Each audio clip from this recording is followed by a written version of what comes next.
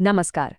चलिए आज बात करते हैं भारत के एक ऐसे हिस्से की जो सच में देश की इंडस्ट्रियल पावर को फ्यूल करता है। जी हाँ, हम बात कर रहे हैं छोटा नागपुर पठार की।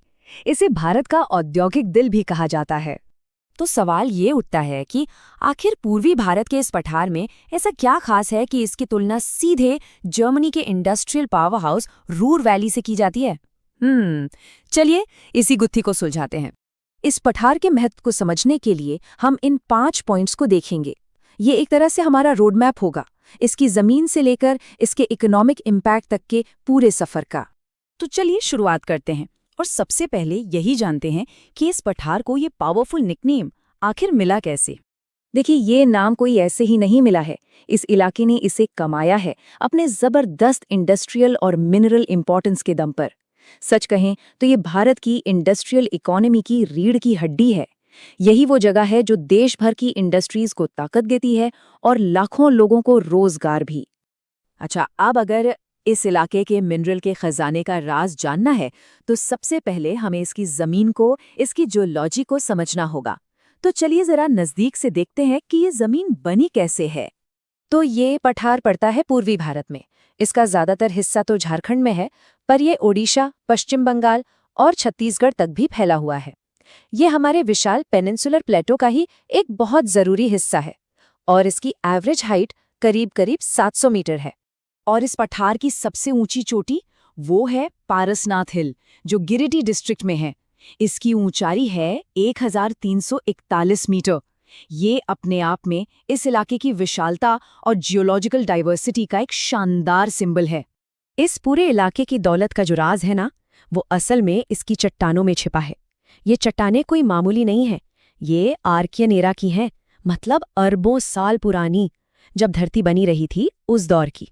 और यही वो सबसे बड़ा क्लू है जो हमें इसके मिनरल ट्रेजर तक लेकर जाएगा।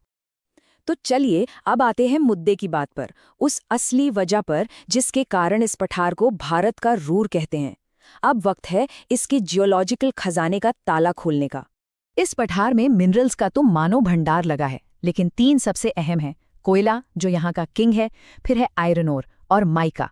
और पता है, बिल्कुल जर्मनी की रूर वैली की तरह ही यहाँ भी कोयले का इतना ज्यादा होना ही इसे एक इंडस्ट्रियल पावर हाउस बनाता है। ये मिनरल्स भी कुछ खास इलाकों में ही मिलते हैं, जैसे कि झरिया और दामोदर वैली। ये अपने विशाल कोलवाना कोयले के भंडारों के लिए मशहूर हैं। और उधर सिंहभूम का इलाका, वो हाई क्वालिटी आयरन ओर के लिए जाना जाता है, जो स्टील बनाने के लिए बहुत ज़रूरी है। अब देखिए ये कंपैरिजन कितना सटीक बैठता है। दोनों ही जगहें कोयले और लोहे से भरी पड़ी हैं, दोनों ही स्टील इंडस्ट्री के हब हैं और दोनों ही अपने अपने देशों के इंडस्ट्रियल पावर हाउस हैं। तो अब ये बात साफ हो जाती है कि ये निकनेम कितना फिट बैठता है। तो अगर एक लाइन में कहें तो छोटा नागपुर पठार सचमुच खनिजों का एक स्टोर हाउस है। ये सिर्फ एक ज्योग्राफिकल एरिया नहीं, बल्कि एक इकोनॉमिक इंजन है जो भारत की इकोनॉमी को ड्राइव करता है और इसकी ग्रोथ को रफ्तार देता है। लेकिन कहानी सिर्फ चट्टानों और मिनरल्स पर खत्म नहीं होती। चलिए अब ये देखते हैं कि ये जियोलॉजी यहाँ की नदियों और यहाँ रहने वाले लोगों की जिंदगी पर कैसे असर डालती है। इस रिसोर्स से भरी जमीन से कई बड़ी बड़ी नदियां निकलती हैं। इनमें दामोदर, सुवर्णरेखा और कोयल सबसे खास हैं। ये नदियां इस इलाके की लाइफलाइन हैं और साथ ही इंडस्ट्रीज के लिए पानी का भी एक बहुत बड़ा सोर्स है। यहाँ एक इंटरेस्टिंग बात है, इनमें से एक नदी ऐसी भी है जिसे कभी अपनी खतरनाक बाढ़ की वजह से शोक की नदी यानी रिवर ऑफ सॉरो कहा जाता था। कोई अंदाजा कौन सी नदी हो सकती है? बिल्कुल सही, ये है दामोदर नदी। ये निकलती है नेतरहाट से और उसी दामोदर वैली से होकर बहती है, जो अपने कोयले के भंडारों के लिए मशहूर है। पहले इसकी बाढ़ बहुत तबाही मचाती थी, इसीलिए इसे बंगाल का शोक भी कहा जाता था। और बस इसी प्रॉब्लम से निपटने के लिए साल 1948 में बनाया गया दामोदर वैली कॉरपोरेशन। ये भारत के पहले मल्टीपर्पज रिवर वैली प्रोजेक्ट्स में से एक था। इसका मकसद था नदी के पानी को मैनेज करना, बिजली बनाना और बाढ़ को कंट्रोल करना। वैसे इस पठार की ऊबड़-खाबड़ जमीन ने कुछ कमाल की कुदरती खूबसूरती भी बनाई है, जैसे कि रांची का पठार।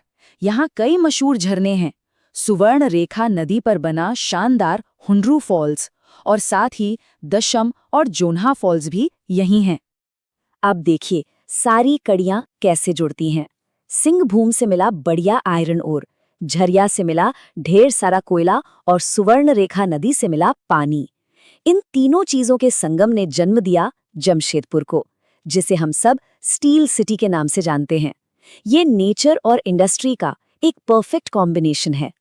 तो चलिए अब इन सारी बातों को समेटते हैं और एक नज़र डालते हैं इस पठार की विरासत पर, क्योंकि ये कहानी सिर्फ चट्टानों और नदियों से कहीं आगे की है। अरबों साल पुरानी चट्टानों से लेकर आज के मॉडर्न स्टील प्लांट्स तक, छोटा नागपुर पठार हमेशा से भारत की इंडस्ट्रियल ताकत की नींव रहा है और आज भी है। ये एक ऐसी कहानी है जो जियोलॉजी से शुरू होती है, इकोनॉमिक्स से गुजरती है और लाखों लोगों की जिंदगियों को छूती है। तो इस पूरी बातचीत को एक जरूरी सवाल के साथ खत्म करते हैं। इसमें कोई शक नहीं कि यह पठार दौलत का खजाना है, लेकिन सबसे बड़ा चैलेंज ये है कि आगे चलकर इसके इंडस्ट्रियल डेवलपमेंट और इसके नाजुक इकोलॉजिकल हेल्थ के बीच बैलेंस कैसे बनाया जाएगा। ये एक ऐसा सवाल है जो आने वाले